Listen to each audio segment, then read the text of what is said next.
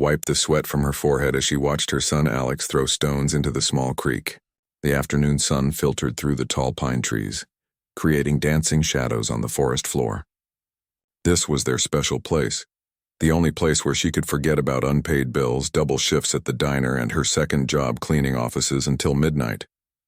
"Mom, look at this cool rock," Alex called out, holding up a smooth gray stone that sparkled in the sunlight. At 8 years old, he still found magic in the simplest things. Maya smiled, remembering when she used to see the world that way too, before life got so complicated. She pulled out her phone to check the time. They had maybe another hour before she needed to get Alex home, fed and ready for school tomorrow. These Sunday hikes were the highlight of their week, free entertainment. In a world where everything else cost money they didn't have, Maya stretched her tired muscles and decided to explore a bit. While Alex played safely near the water, she wandered toward a cluster of large boulders about 50 feet away, breathing in the fresh mountain air. For just a moment, she could pretend she was someone else. Someone who didn't count every dollar twice and worry constantly about making ends meet. That's when she heard it, a sound so faint she almost missed it. Like someone calling for help, but muffled, distant. She stopped walking and listened carefully. There it was again. Definitely human, definitely in distress. "Alex, stay right there by the water, okay?" she called to her son, trying to keep the worry out of her voice. He waved back, completely absorbed in building a dam with rocks and sticks. Maya followed the sound, her heart beginning to race. The voice seemed to be coming from the ground itself.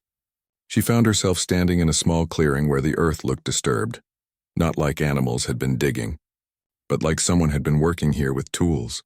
The crying for help was clearer now, and it was definitely coming from underground. "Hello?" she called out. "Can you hear me? Help, please," came a weak voice from beneath her feet. "Can't breathe much longer." Maya dropped to her knees and started digging with her hands. The dirt was loose, recently moved. Her fingernails broke as she clawed at the earth, but she didn't stop. "Someone was buried alive down there. I'm here," she shouted. "I'm going to get you out. Keep talking to me." "Hurry," the voice gasped, getting hard to breathe. Maya's hands hit something solid. Wood. She cleared more dirt away and found what looked like a homemade wooden box with small holes drilled in the top. Her stomach turned as she realized what she was looking at. Someone had built a coffin and buried this person alive. She grabbed a fallen branch and used it to pry at the wooden lid. Her hands were shaking as she worked. Who would do something like this, and why? Finally, the lid cracked and shifted. She pulled it aside and found herself looking down at a man in his 50s, dressed in what had once been an expensive business suit.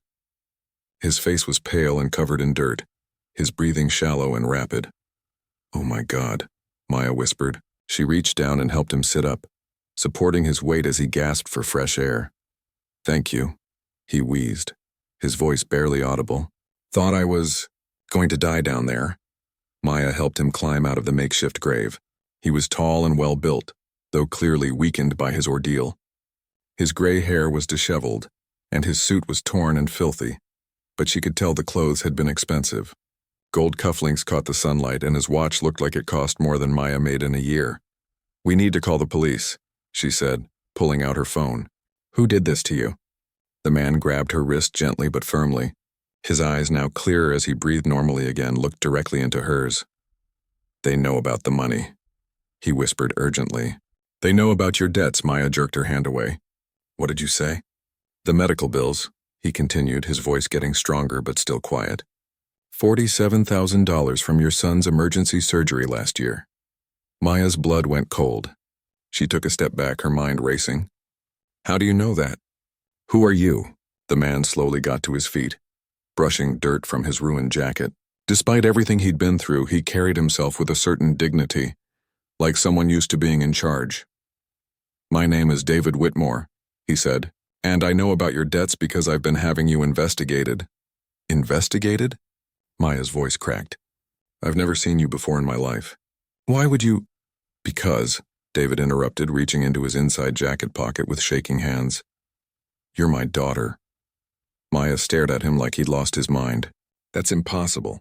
My father died when I was 2. "That's what your mother told you," David said quietly. He pulled out a folded piece of paper from his pocket, somehow preserved despite his underground ordeal. This is a DNA test. I had it done 3 weeks ago using a sample from your coffee cup at the diner where you work. Maya's legs felt weak. She grabbed onto a nearby tree for support. You're lying. This is some kind of sick joke. I gave you up for adoption 32 years ago, David continued. I was 21, stupid and scared. Your mother was 17. I've regretted it every day since, and I've been looking for you for the past 5 years. Mom, Alex's voice called from the creek. Where are you? Maya looked back toward her son, then at this stranger claiming to be her father. None of this made sense. Even if that's true, she said, how does that explain why someone buried you alive? David's expression darkened. Because someone found out I was planning to change my will. My business partner discovered I'd been searching for you, and he figured out what that meant for his future. I still don't understand. I own Whitmore Industries, David explained. Maybe you've seen our buildings around town? I'm worth about $800 million, and I was planning to leave it all to you. Maya felt dizzy. Whitmore Industries. Of course she knew the name. Their logo was on half the construction sites in the city. But this had to be some elaborate scam. My partner couldn't let that happen, David continued. He's been stealing from the company for years. He needed me dead before I could change the will or discover his theft. So he buried you alive? As a warning first. He wanted me to sign documents giving him control of the company. When I refused, David gestured to the hole in the ground. Maya shook her head. This is insane. Even if you are telling the truth about being my father, which I don't believe, why would your partner care about me? David's face went pale. Because he knows I found you. And now that you've saved my life, he'll assume I've told you everything. Told me what? That you're my heir? That you're worth $800 million. David grabbed her shoulders gently. Maya, we're both in danger now. By saving me, you've painted a target on your back and your son's back. Maya pulled away from him. How do you know my name? How do you know about Alex? I told you I've been having you investigated. I know you work double shifts to pay for his medical bills. I know you walk to work to save gas money. I know you haven't bought yourself new clothes in 2 years because every penny goes to taking care of him. Maya felt tears building in her eyes. Everything he was saying was true, but how could he know all this? Mom, Alex called again, sounding worried now. I'm coming, baby, she called back, then looked at David. I don't know who you are or what kind of game this is, but look across the clearing, David interrupted quietly. Do you see that black car parked on the service road? Maya looked where he pointed. Through the trees, she could make out a dark sedan that hadn't been there when they arrived. They followed me here, David said. And now they know you're involved. The sound of car doors slamming echoed through the forest. Maya grabbed Alex's hand and pulled him close as 2 men in dark suits emerged from the black sedan. Even from a distance, she could see they weren't here for a friendly chat. We need to move. Now, David whispered urgently, his earlier weakness replaced by sharp alertness. Who are those people? Maya asked, her voice barely audible as she watched the men scan the forest. People who want me dead, David replied grimly. And now they've seen you here. Maya's protective instincts kicked in immediately. She scooped Alex into her arms even though he was getting too big for her to carry easily. There's a trail behind those rocks that leads to the main road. My car is parked there. David nodded and they moved quickly through the trees, staying low and quiet. Alex sensed the tension and didn't ask questions, wrapping his arms tightly around his mother's neck. They reached Maya's old Honda just as she heard voices shouting in the distance. Her hands shook as she fumbled with the keys. Let me drive, David said. They've probably seen your license plate already. I'm not going anywhere with you until you explain what's really going on, Maya said, but she was already starting the engine. The shouting was getting closer. Drive first, questions later, David said, climbing into the passenger seat. Take the back roads toward town. Maya pulled out of the parking area just as the 2 men emerged from the tree line. In her rearview mirror, she saw them running toward their car. Mommy, what's happening? Alex asked from the back seat, his voice small and scared. Everything's okay, baby, Maya lied, taking a sharp turn onto a narrow country road. We're just going home a different way today. David turned around to look at Alex. You're a brave kid, you know that? Your mom raised you well. Alex studied David with curious eyes. Are you the man who was hurt in the forest? Yeah, I was. And your mom saved my life. Maya glanced at David. Despite everything that had happened, There was something gentle in the way he spoke to Alex, but she wasn't ready to trust him yet. "Start talking," she said as they drove through winding back roads, "and it better be the truth this time." David was quiet for a moment, watching the trees pass by the window. 32 years ago, I was a college kid with more money than sense. My family owned a small construction company, and I thought I was hot stuff. Maya kept her eyes on the road but listened carefully. "I met your mother at a party. Rebecca was beautiful, smart, and way too good for me. We dated for about 6 months, and then she told me she was pregnant." "And you ran away," Maya said bitterly. "Worse than that," David admitted. "I offered to pay for her to not have the baby. When she refused, I told her I wanted nothing to do with either of you." Maya felt anger rising in her chest. "So why are you looking for me now?" "Guilty conscience." "Partly," David said honestly, "but mostly because I realized what an idiot I was. I spent the next 30 years building my father's small construction company into a major corporation. I have more money than I could spend in 10 lifetimes, but I don't have a family. I don't have anyone who actually cares about me as a person." They passed a small gas station, and Maya noticed the black sedan was nowhere to be seen. Maybe they'd lost them. "5 years ago, I hired a private investigator to find you," David continued. "It took a long time because the adoption records were sealed, and your mother changed her name after you were born." "She never told me about you," Maya said. "She said my father died in a car accident when I was 2.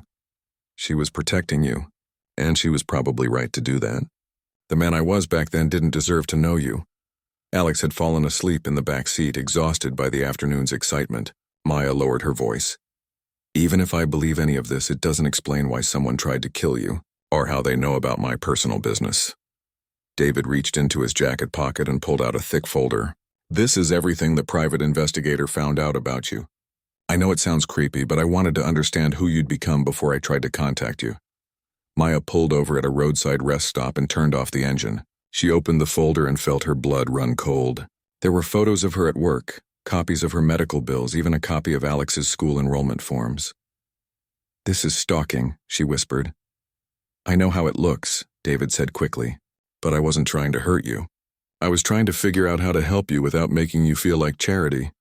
Maya flipped through more pages, bank statements showing her overdrawn account, a copy of the eviction notice she'd received last month, even a photo of her walking to work in the rain because her car had broken down. "You've been watching me for weeks?" The investigator was. "I only got this report 3 days ago." David's voice was heavy with regret. "I was planning to approach you this week. Maybe offer you a job at the company, something that would help with your financial situation without seeming suspicious. And then someone buried you alive. My business partner, Vincent Carey, found out about the investigation. He's been stealing from the company for years, covering it up by moving money between different accounts. I was getting ready to order a complete audit of our finances." Maya looked up from the folder. "He knew that would expose him, exactly. And when he found out I was planning to change my will to include you..." David trailed off. "What about your will?" David met her eyes. "Maya, Whitmore Industries is worth about $800 million. I own 80% of it. I have no other family, no children that I know of except you.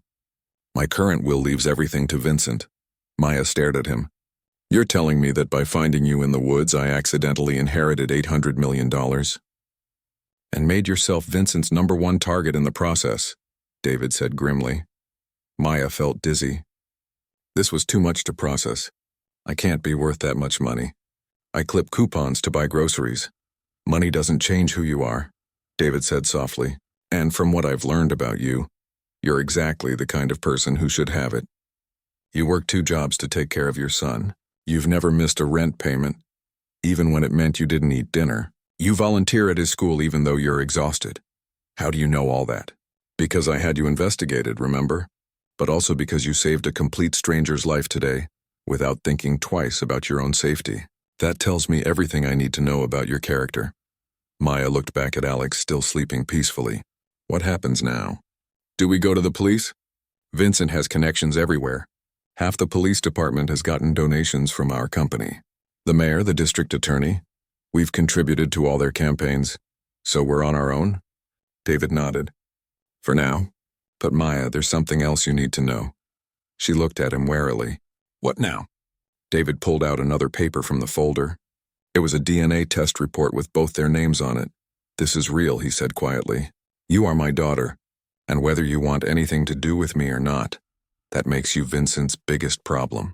He can't let you live knowing what you know." Maya stared at the DNA results. 99.97% probability of paternity. After 32 years of wondering about her father, here he was, and he'd brought deadly danger straight to her door. "I need to get Alex somewhere safe," she said finally. "I know a place," David replied. "But Maya, once we do this, there's no going back. Vincent won't stop until we're both dead." Maya looked at her sleeping son and thought about the life she'd built for them. It wasn't much, but it was safe and predictable. Now everything was about to change. "I didn't ask for any of this," she whispered. "I know, and I'm sorry. But we're in it now, and we have to see it through." Maya started the engine again. For better or worse, her quiet life was over. The black sedan appeared in her rearview mirror again, still following. Maya took 3 different routes through town, doubling back twice and cutting through a shopping center parking lot before she was satisfied they'd lost the black sedan. Alex woke up as they pulled into the parking lot of her apartment complex. "Are we home?" he asked, rubbing his eyes. "Yeah, baby. We're home." Maya looked around carefully before getting out of the car. Everything seemed normal. Kids playing on the playground, Mrs. Chen watering her plants on the second-floor balcony, Mr. Rodriguez washing his truck. "Just another ordinary Sunday afternoon?" "Your building looks nice," David said as they climbed the stairs to the 3rd floor. "The investigator's report mentioned you lived here, but it didn't mention how well you've taken care of the place." Maya glanced at him. Even after everything that had happened, he was trying to make conversation like a normal father meeting his daughter for the first time. The thought made her stomach twist. "It's not much, but it's ours," she said, unlocking the door to apartment 3B. The apartment was small but clean and cheerful. Maya had painted the walls herself in warm colors, and Alex's artwork covered the refrigerator. A stack of library books sat on the coffee table next to a pile of bills Maya had been trying to figure out how to pay. "Can I watch cartoons?" Alex asked, already reaching for the remote. "Sure, but keep the volume low, okay?" Maya said. She needed to think, and she couldn't do that with cartoon characters shouting in the background. David sat down carefully on her second-hand couch, still moving like someone who'd been through an ordeal. "You've made a good home here." "Don't," Maya said sharply.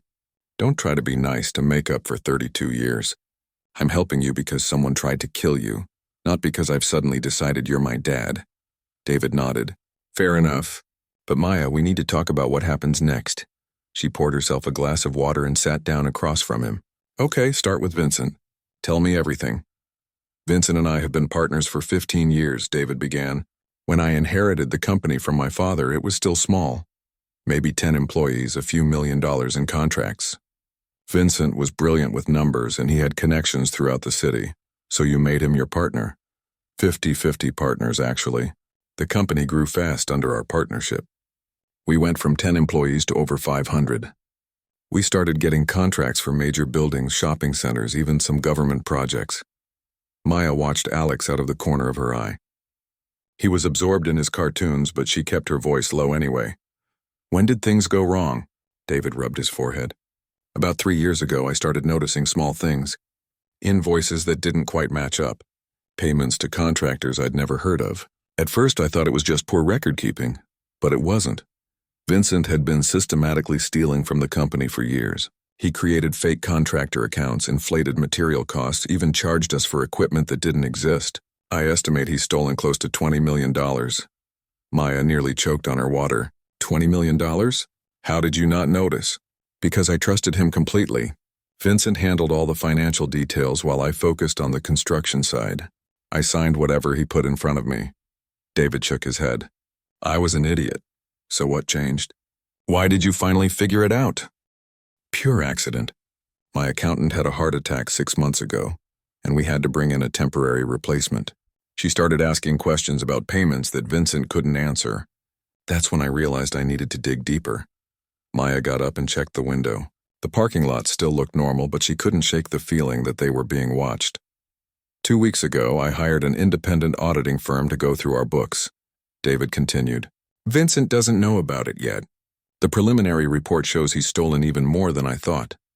And then he found out you were looking for me. I made a mistake. I left some of the investigators' reports on my desk at the office. Vincent saw them when he came by after hours. David's voice was heavy with regret.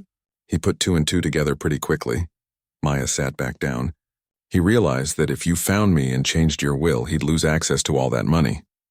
Worse than that, he'd go to prison for embezzlement.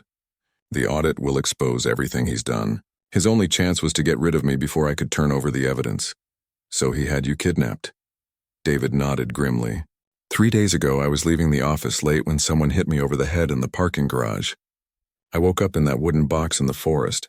Alex looked over from the TV. Mom, I'm hungry. Can we have grilled cheese for dinner? Of course, sweetheart, Maya said, grateful for the moment of normalcy. In a little while, okay? She turned back to David. Why didn't Vincent just kill you right away? Why bury you alive? Because he needed me to sign some documents first.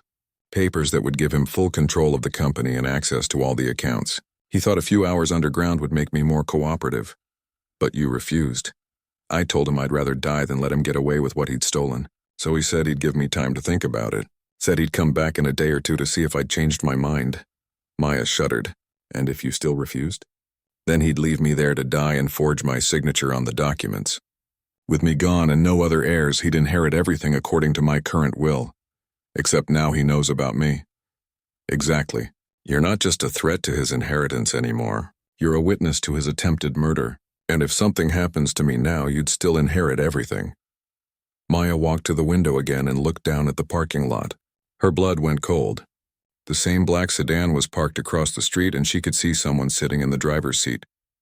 David, she said quietly, they found us. He joined her at the window. How long has that car been there? It wasn't there when we got home 20 minutes ago. Maya's mind raced.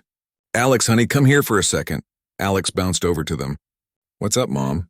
Remember how we used to play that hiding game when you were little? Where you'd hide in my bedroom closet and count to 100. Alex nodded, though he looked confused. I need you to go play that game right now, okay? Hide in the closet and don't come out until I come get you, no matter what you hear.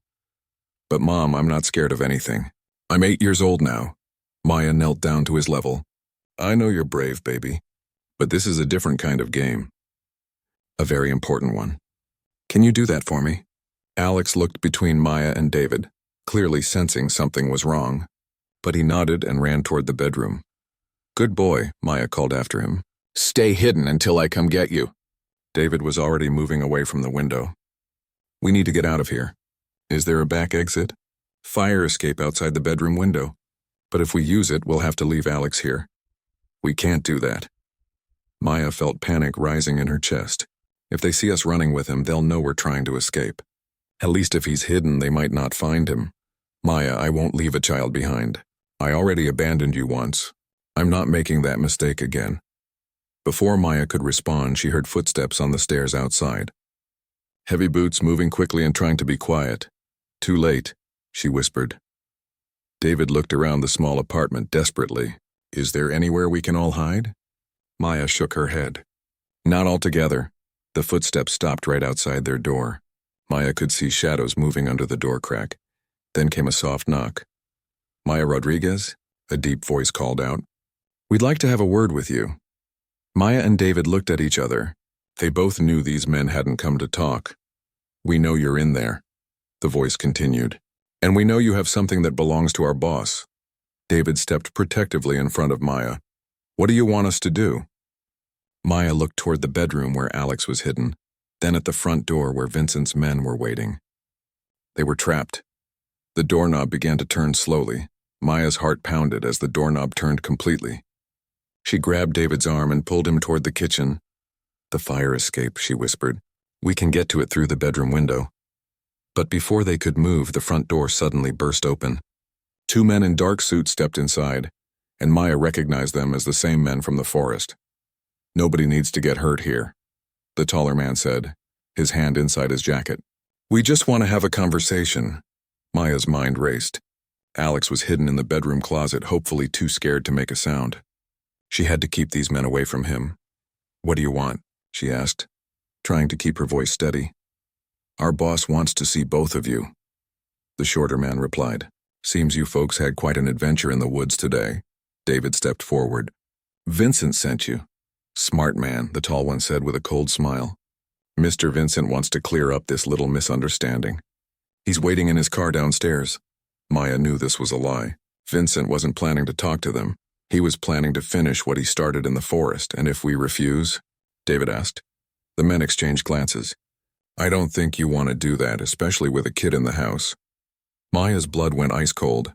They knew about Alex. Leave my son out of this, she said, her voice stronger than she felt. That's up to you, lady. Come with us now and the kid stays safe. Make this difficult and… The tall man shrugged. David was looking around the room and Maya could see him calculating their options. There were 2 men blocking the front door, and the bedroom window was their only other exit. But getting to it meant going past these men. Okay, David said suddenly. We'll come with you. But you have to promise the boy won't be hurt. Maya stared at him in shock. Was he really going to surrender? Smart choice, the shorter man said. Let's go. David walked toward the front door, but as he passed the living room lamp, he suddenly grabbed it and threw it at the tall man. The room plunged into semi-darkness as the bulb shattered. Run, David shouted. Maya didn't hesitate. She sprinted toward the bedroom as David tackled the shorter man. Behind her, she could hear grunting and the sound of furniture breaking. She burst into the bedroom and ran to the closet. Alex, we have to go right now. Alex crawled out, his eyes wide with fear. Mom, what's happening? I'll explain later, baby. Right now we need to climb out the window.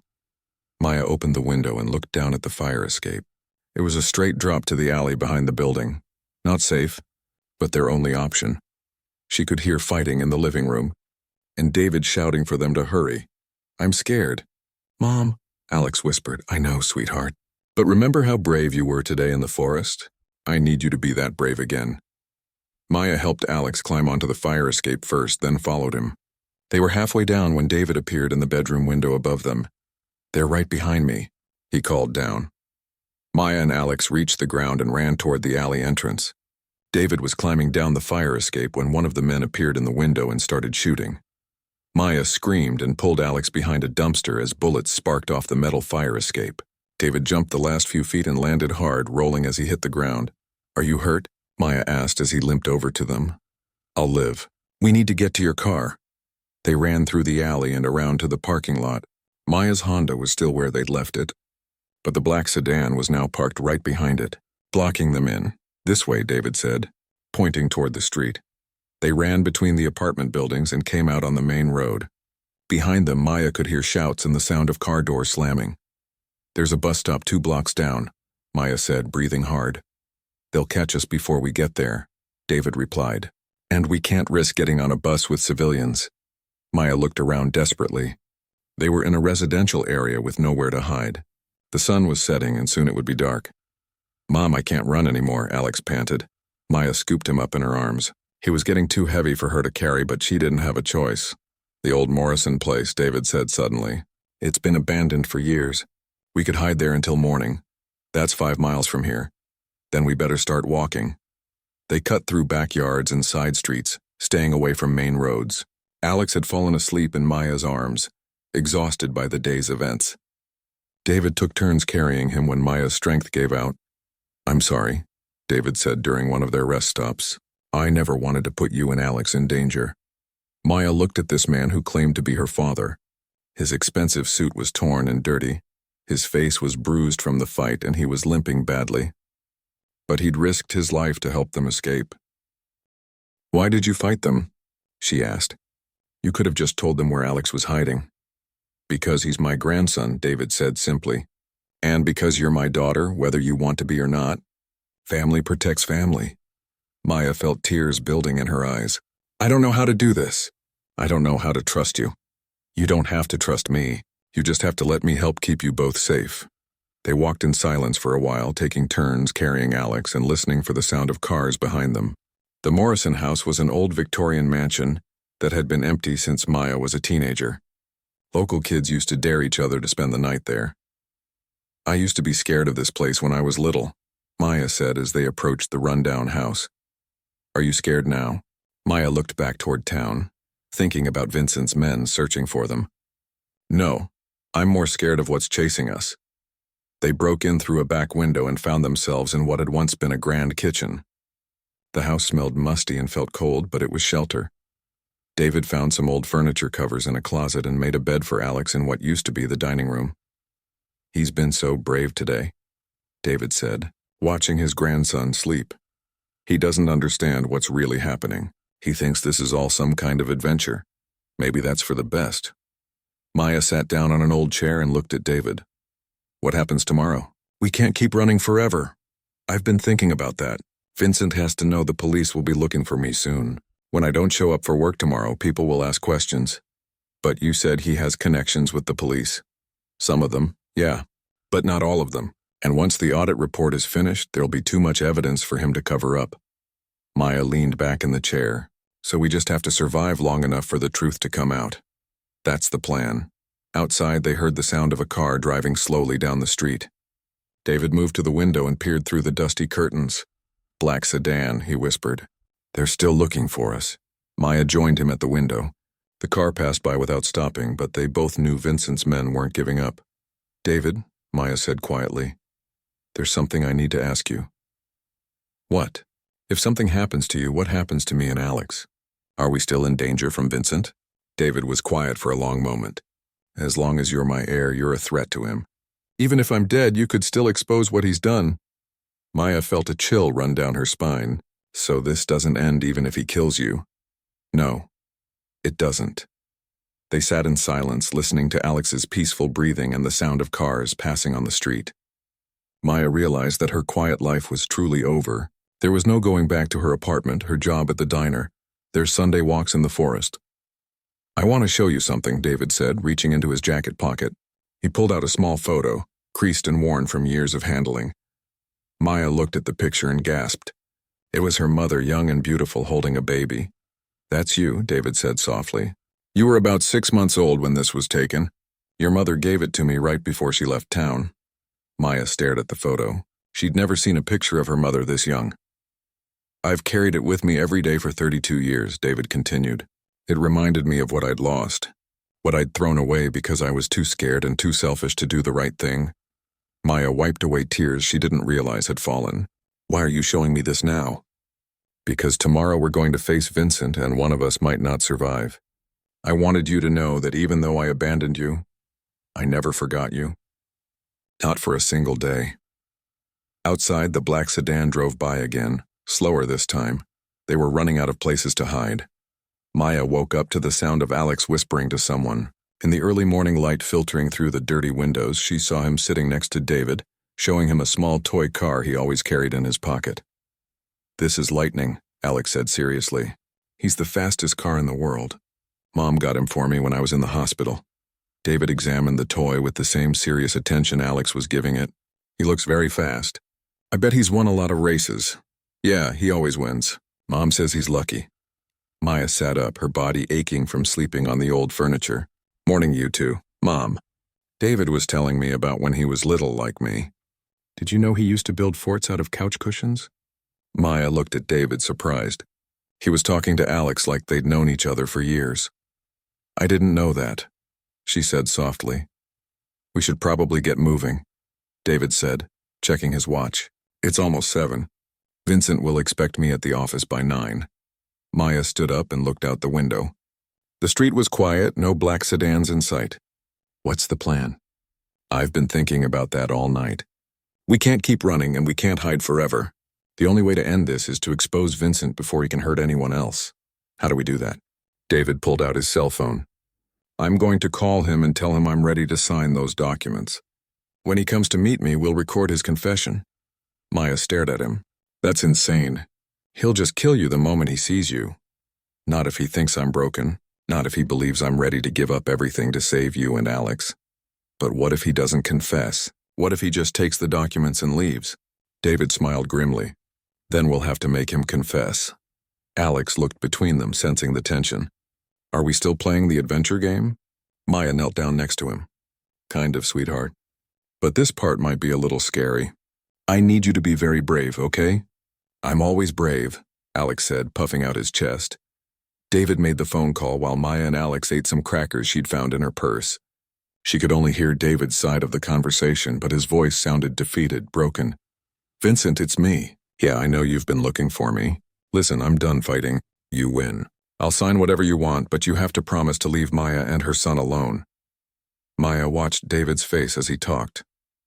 He was a good actor, she had to give him that. The old Morrison place on Elm Street. Yeah, I know it. 1 hour. And Vincent? Come alone. If I see any of your guys, the deal is off. David hung up and looked at Maya. He's coming. What if this doesn't work? Then we tried. And at least Alex will be safe. Maya shook her head. I'm not leaving you to face him alone. Maya, if something goes wrong, then we face it together. That's what families do, right? David stared at her for a moment, then nodded. Yeah, that's what families do. They spent the next hour preparing. David found an old tape recorder in one of the upstairs rooms that miraculously still worked. Maya positioned Alex in a closet upstairs with strict instructions to stay hidden no matter what he heard. I don't like this game anymore, Mom, Alex said, his bottom lip trembling. I know, baby, but it's almost over, and when it's done, we're going to go get the biggest ice cream sundae you've ever seen. With extra chocolate sauce? With extra everything. At exactly 8 o'clock, they heard a car pull up outside. Maya positioned herself behind the kitchen door where she could see and hear everything but stay hidden. David sat at the old dining room table, the documents and a pen in front of him. Vincent walked in alone just as he'd promised. He was a small, neat man in an expensive suit, nothing like the dangerous criminal Maya had expected. He looked more like someone's accountant than a killer. David, you look terrible, Vincent said, sitting down across from him. I was starting to worry about you. Cut the act, Vincent. We both know why I'm here. Vincent smiled. I hope you've had time to think about our conversation in the woods. I'd hate for things to get unpleasant. You mean more unpleasant than being buried alive? That was just business.